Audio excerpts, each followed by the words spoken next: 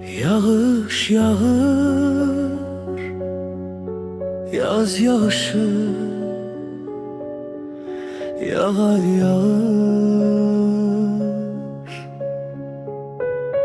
Yağ yine sen esen, sen algış yağay yağır. Yağ yine sen bu çemenlere, çöllere, yağ yine sen susuzluktan xəzan olan çemenlere.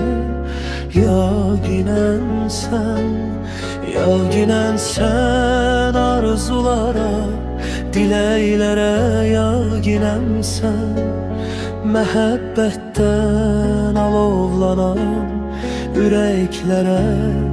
Yağ yine sen, yağ yine sen, yağa yağa islat giyinen paltarımı, qaytar mənə gənclikdəki öz əhdimi, ilqarımı.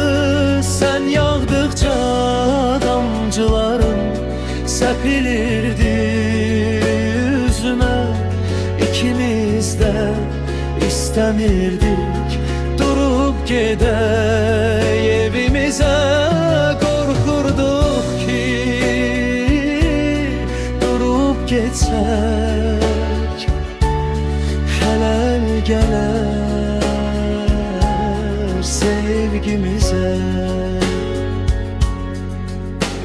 Sen elə bir şeirsən ki, sen elə bir nəğməsən ki, ağzın yoxdur, dilin yoxdur, necə deyim biləsən ki. Sen yağanda yamaclara, düzənlərə can verirsən, zəmilərdə sümbüllərin damarlarına qan verirsən.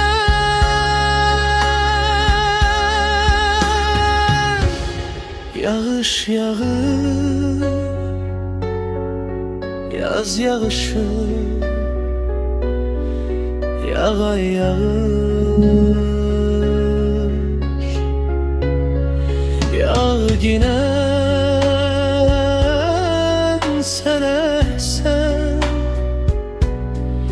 sen algış yağar yağış. Yağar yağış kurban olum səhərəcən. Yağ yine sen, yağış yağır, yağış yağır. Yağ yine sen, səhərəcən. Yağ yağır.